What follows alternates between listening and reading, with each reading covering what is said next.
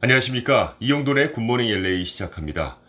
우려했던 일이 발생을 했네요. 도널드 트럼프 대통령이 코로나19 양성 판정을 받았다는 소식은 여러분들께서도 다 알고 계신 소식일 겁니다.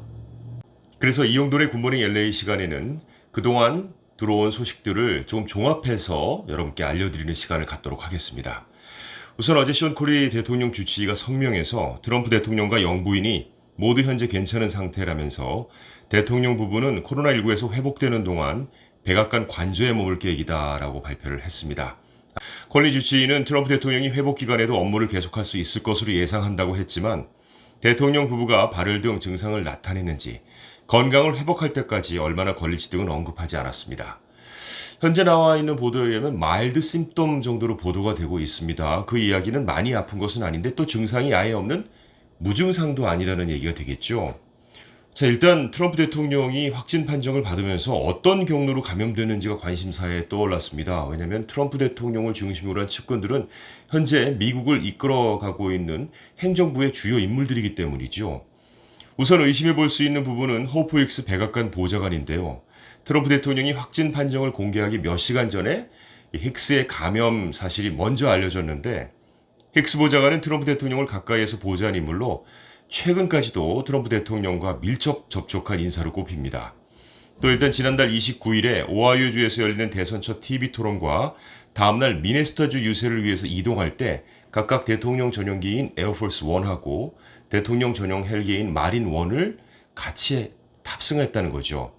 AP통신은 힉스 보좌관이 지난달 30일 저녁 트럼프 대통령의 미네소타 유세 동행 후 돌아오던 에어포스 1 안에서 나 좀 이상합니다. 이렇게 하자 기내에서요. 잠깐 하면서 다른 탑승자들하고 격리가 됐었습니다.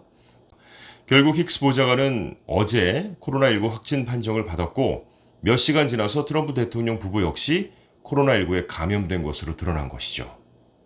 트럼프 대통령이 평소 코로나19 확산을 막기 위한 사회적 거리두기 지침을 제대로 지키지 않는 모습을 보인 터라 이게 꼭 힉스 보좌관한테 감염됐다라고 말할 수가 없다라는 거죠. 다른 곳에서 감염될 수 있다라는 건데 사실 트럼프 대통령의 이번 한 주의 일정을 살펴봐도요. 너무나 강행군을 많이 한 빡빡한 일정이었습니다.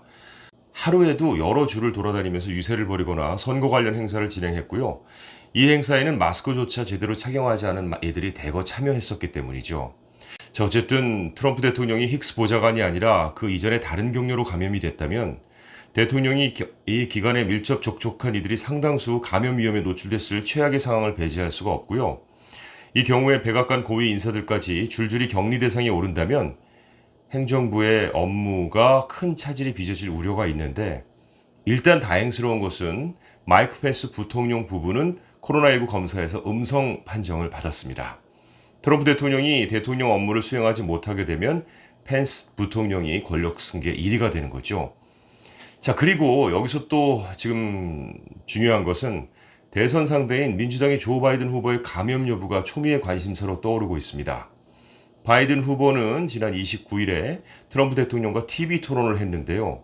자, TV 토론 장면을 많은 분들이 보셨을 거예요. 일단 후보 간의 거리가 한 5m 정도밖에 되지 않았습니다. 90분간 토론이 진행됐는데 이 두 사람은 매우 격렬하게 마스크를 쓰지 않은 채 토론을 했기 때문에 바이든 후보의 감염 우려가 나오고 있습니다.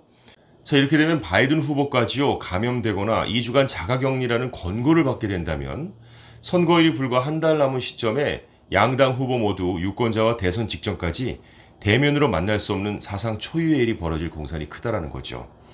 일각에서는 두 후보가 동시에 감염된다면 대선 일정 자체가 미뤄질 수 있다라는 전망도 나오고 있는 겁니다. 전 세계를 이끌고 있는 미국의 지도자 트럼프 대통령까지 코로나19 양성 판정을 받았습니다.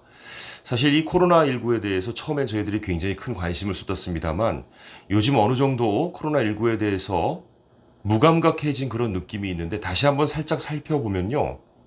코로나19의 전 세계 평균 치사율이 3% 정도로 보고 있습니다. 3개월 전에 4.5%에서 좀 많이 낮아진 상황인데요. 현재 미국은 2.95% 정도입니다. 자, 그런데 트럼프 대통령은 만 74세입니다. 그리고 243파운드라는 몸무게도 이 어느 정도 영향을 줄 것으로 보이는데요. 가디언지는 판정 뉴스 직후에 호주 자료를 인용해서 74세의 경우 사망할 확률이 5%에서 12%에 달하고요.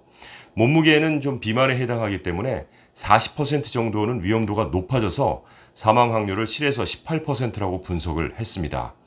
그리고 미국의 CDC 자료를 인용해 보면 75세 감염자의 사망 확률은 4.2%이고 85세는 14%라고 전했습니다.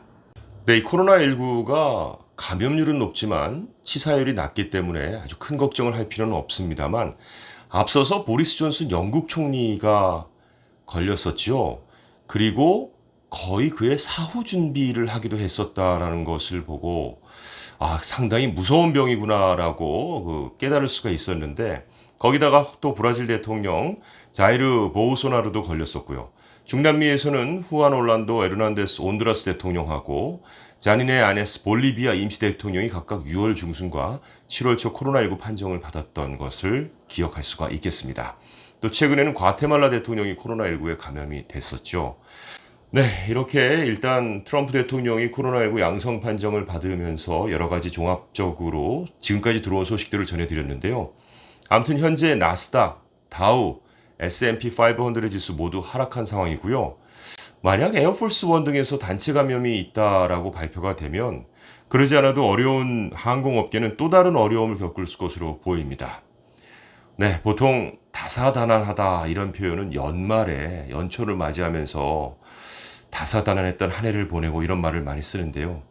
네, 진짜 2020년은 다사다난한 한 해인 것 같습니다. 오늘은 트럼프 대통령 코로나19 양성 판정 소식만 좀 전해드리고요. 여러분들도 건강한 하루, 개인 방역 철저히 하는 하루 보내시기 바라겠습니다. 이영돈의 굿모닝 엘레는 여기까지입니다. 고맙습니다.